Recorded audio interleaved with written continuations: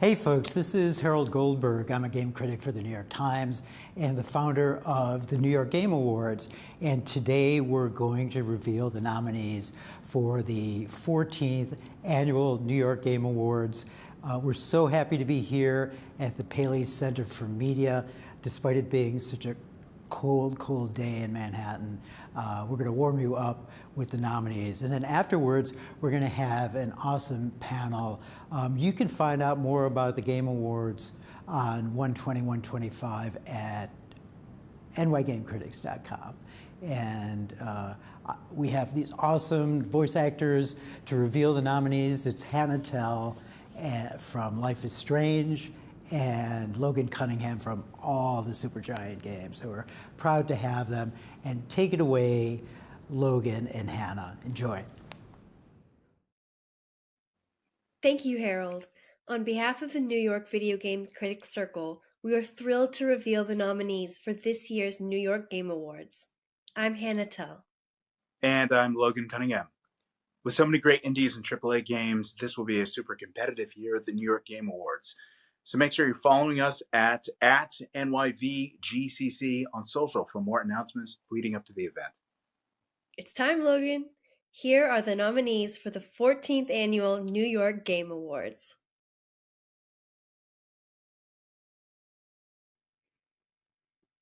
The A-Train Award for Best Mobile Game. Rabbids, Legends of the Multiverse, Wuthering Waves, Zenless Zone Zero, X Astris, Pokemon Trading Card Game Pocket. The Central Park Zoo Award for Best Kids Game. Astrobot, Super Mario Party Jamboree, Little Kitty Big City, Sonic X Shadow Generations, The Legend of Zelda Echoes of Wisdom. The Freedom Tower Award for Best Remake.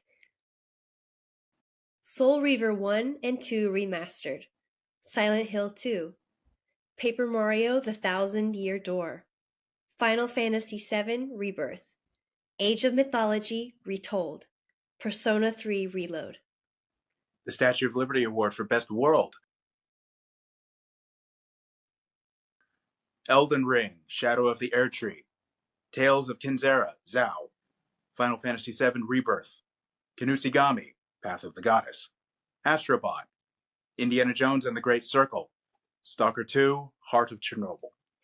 The Off-Broadway Award for Best Indie Game.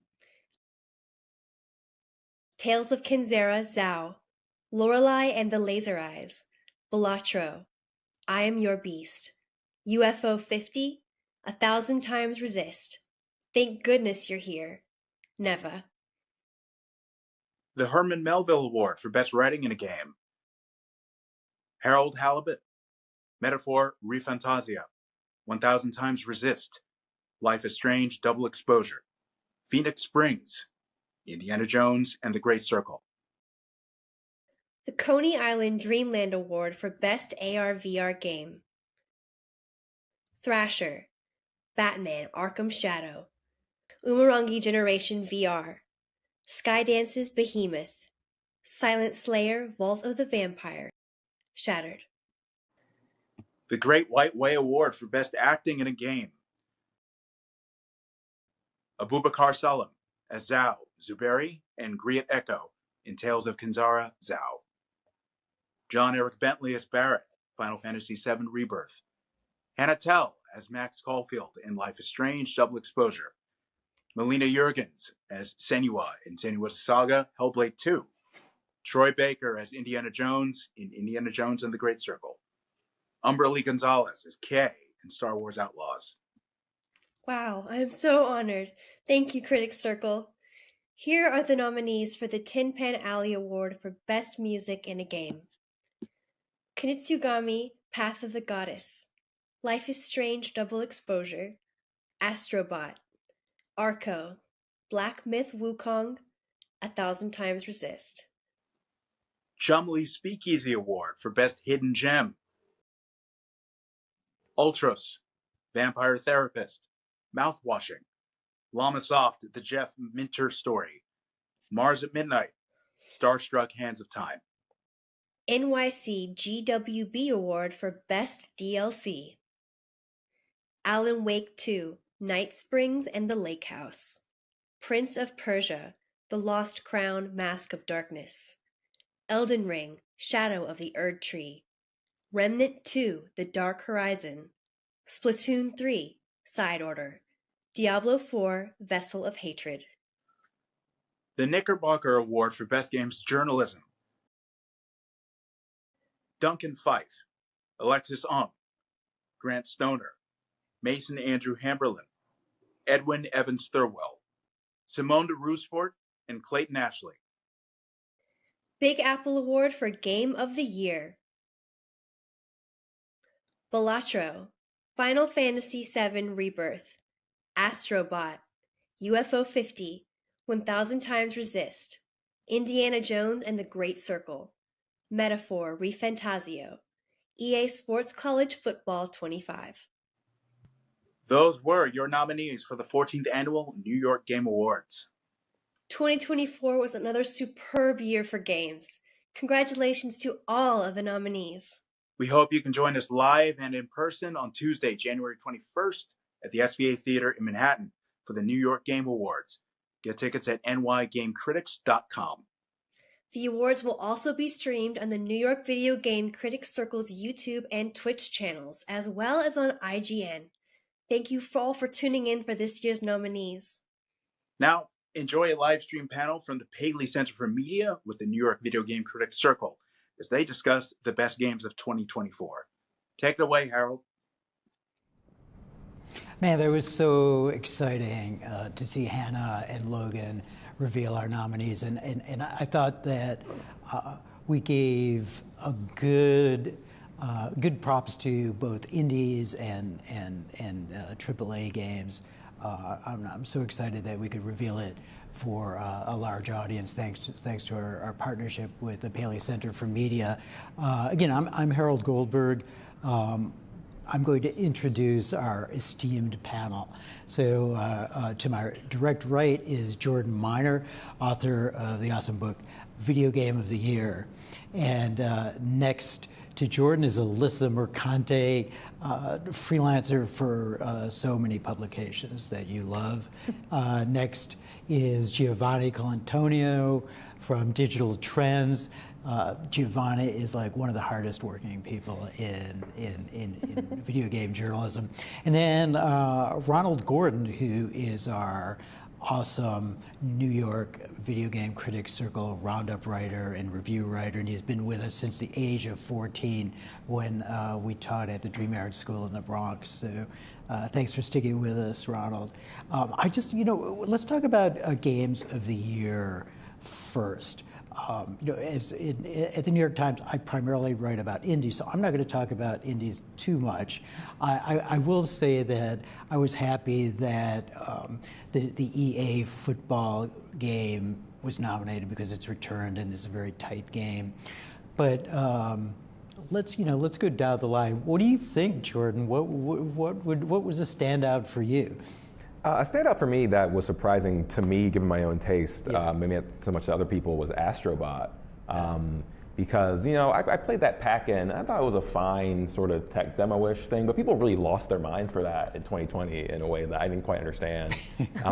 We were all losing our minds in 2020, probably why. Fair. And people really liked that VR Astrobot game as well. But I thought those were fine, but they didn't really speak to me necessarily. But Astrobot, I thought was the real deal. Here's okay, I get it now. They made a Mario tier 3D platformer. I think it's very imaginative. The different kind of power-ups they're able to come up with, the shrinking and the time slowing, I thought was just fantastic. I mean, you've been a super long time Nintendo fan, so this is why it resonates with you. Hey, can I ask you if Sony has beaten Nintendo at its own game this year? I guess maybe this year, compared to the stuff that Nintendo's had this year. Yeah. But and I think what's impressive is that it is on par with some Mario games, but not the very, very top. But even being in that conversation, I think is really impressive for them. I was thrilled with it. I was happy to write about it, and that song, Astrobot, is a good earworm. I really enjoy the music in that game. Alyssa, what about you? What comes to mind when you're thinking about games of 2024? The thing that comes to mind all the time for me and that I can't stop playing, which is Balatro, the roguelike deck builder, from a single developer, which is wild. And I think it's such a cool example of something that I think is hard to define or pinpoint or even teach, which is like taste. It just has such perfect taste, from the art design to the music. It has one song and I'm not sick of it, which I think is kind of wild. And I've played hours and hours of this game and I'm not sick of the song. What's your high score on it? I mean, I think I'm somewhere in I've only been doing the low decks, so the easiest decks, right? I'm trying to get all of them done before I go up on difficulty. And I think my high score is somewhere in like 700,000 for one hand. That's cool. Round. I'm not good at math, so it's been a really it's been a really interesting thing to like try and like refocus my brain in a different way, but I just can't get over how good it is and how simplistic it is, but like singular it is in its vision, and how well it's executed, how good it looks, and how it's just a good example of, this might seem like a game on paper that you wouldn't be interested in. But almost everyone I've introduced it to has gotten the bug. I didn't think I'd like it either. Yeah. And when I finally got into it, even the background, that kind of swirly, Yes. hypnotic. Yes. You know, I was just thinking that there might be, and not to make a food analogy, but there's kind of an umami quality Yes. about Baladra. There's like an unknown quantity that we can talk about, you know, visuals and gameplay all we want, but it has that extra thing in it. It's that vibe, yeah. It's perfect, and the art of like the Jokers is so good. There's like humor. How you can have humor in a deck builder is, you know, it's really interesting to see. It's just great, yeah. It's basically a poker game, but it has all these extra things like tarot cards. Yes, it's a poker game that then very quickly becomes not a poker game and becomes the most. I mean, it also like kind of encourages you to break it, or at least push it to such a point that it's almost overwhelming with sounds and little visual sprites and stuff. It's fascinating. I can't get enough of it. Yeah, still.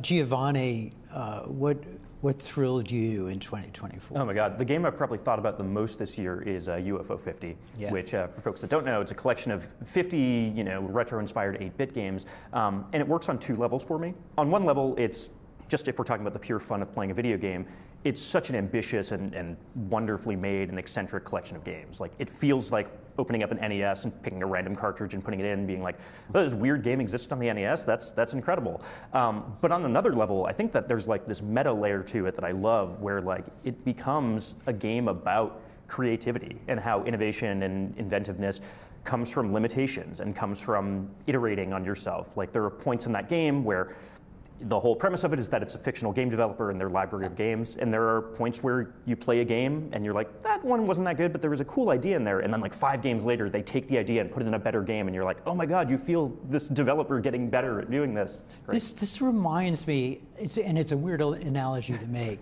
but this reminds me of Remedy and Sam Lake, Sure. in the sense that all of Remedy's games, whether it's Alan Wake or Control, they're all connected in a Remedy universe. Yes. And this is all connected in the UFO 50 universe, right? Yeah, they do a fantastic job at making you buy into the fiction too, because they present this game in a way where it's like, oh, this is a preservation effort. We found these games in a storage locker, and you know, we're just presenting them to you, which is fiction. But you really buy it because they've done such a good job at making what feels like a developer that is, you know, building and progressing on themselves. And like, I really lived in that universe for a long time. Like, I put 80 something hours into that game, and I've not nearly enough, you know? Yeah, absolutely. And I mentioned Sam Lake because Sam Lake is our Andrew Yoon Legend Award winner this year, and Sam will be at SVA Theater on the 21st with us, so we'll honor him, and it'll be cool and fun, so I hope you can come.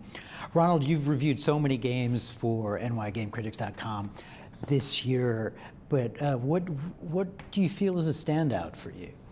One of the standouts is definitely going to be the new Dragon Age, the Veilguard.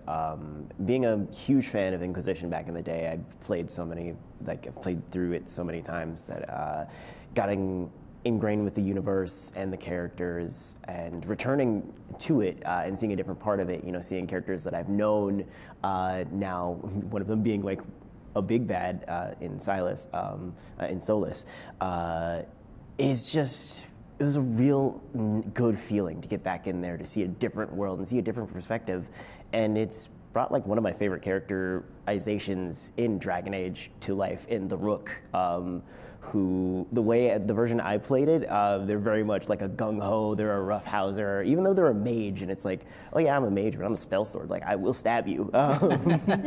And it's just, there's new fun aspects to it, there's different ways to see the universe now and to see, the world of Dragon Age, and I've just been enjoying it, all the characters. How many hours have you put into it?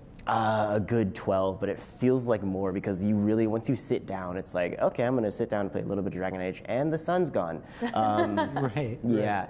So, but I'm getting into it, doing a lot of side quests, getting a lot of character moments, and getting to know these people as characters as people, and it's one of my favorite parts about Dragon Age, or like stories and games that have characters who are like, oh yeah, I'm more than just a line of code. Like I have a background. I have other NPCs that I like cherish deeply, and it's like, okay, getting to know them and getting to know just how much Lucanus dislikes people who like tea has been one of my favorite moments. I think you make a good point, Ronald, is that we get attached to the characters we play in games, right? Sometimes so attached we dream about them at night. So I appreciate that. As far as the New York Game Awards, some of you have been with us for a fair amount of years. Are there any New York Game Awards moments that stick out to you, or just the idea of why New York Game Awards? When there are other larger shows that are good too. I've really enjoyed just how much Reggie Fils-Aimé has become a part of this whole thing. Just growing up watching, Nintendo E3 shows, and him just such a big personality in the industry. Like, just getting to know him more personally and just seeing him become a part of this has been really cool. Reggie's the former president of Nintendo America, who, when he retired, joined our nonprofit board. So, all the funds that we make from the New York Game Awards goes back into our nonprofit so that we can teach underserved and unhoused kids with journalism and narrative. So yeah, and Reggie's been a driving force in the background for us, and then comes to co-host the awards. So that's awesome. And Reggie actually lives in New York now. He made the move from Seattle to New York, so it's not a big plane trip for him. The big New Yorker. Yeah, big New Yorker. Alyssa, what comes to mind? Well, the first New York Videogame Critics Award, like the first award I went to, I wasn't even in the Critics Circle yet. I was invited by a friend who ended up nominating me next year to be in it. And I was just so excited when I was there. I was like, I want to be involved in this. This is fun. I think it was right before COVID. No. So, and I think there was a performer on stage. It was a woman, and she was performing songs from games and like medleys, I think, and she was incredible. And it's Maddie Rice. Yes. The guitarist from Saturday Night Live. Yeah, she was great. Awesome. And I just remember like the energy in the room was fantastic. Everyone was so excited to be there. Everyone was so happy to be there. And I just wanted to be a part of it. And now I am. It's a good vibe. Like as far as community goes, Reggie and I will like talk to the audience while we're oh yeah, you guys are riffing. We will riff. Giovanni. Yeah, I mean, last year was my first one, and I loved it. I remember presenting Best Music Edit last year with Stephen Totillo from GameFile, and we presented it to Hi-Fi Rush, and it feels like a lifetime ago now with everything that happened to Hi-Fi Rush in that studio in the 12 months since. But I mean, what I really just love about the awards is this is selfish. I'm a New Yorker, and like I love having the New York stamp on, kind of like this is what critics from this area think, and what they think are the best games and what stand out to us. and that part is great, but also just the way that it feeds back into the nonprofit, which I think is the most important part of what the Circle does. Yeah, I think it's the most important part too, to pass on our knowledge to young people who don't know about games journalism or games. We can help them find jobs. So that's kind of what we do. And Reggie comes and mentors. It's awesome. Ronald, speaking of which, you've been with us since the first time we taught in a school. So and you've been with us at many New York Game Awards. Does anything stand out to you?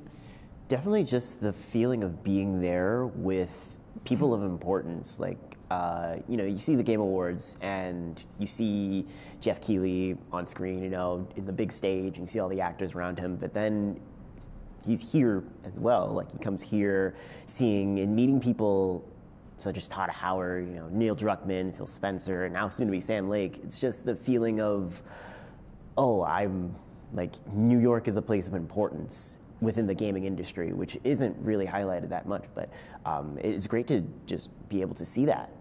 Yeah. Well, Jeff does come and comes just to hang with everybody, so we always enjoy that. And he's also interviewed our interns on stage from time to time during the New York Game Awards. So yeah, we are honoring Sam Lake, a brilliant narrative creator and game creator who made Alan Wake 2, Control, Max Payne.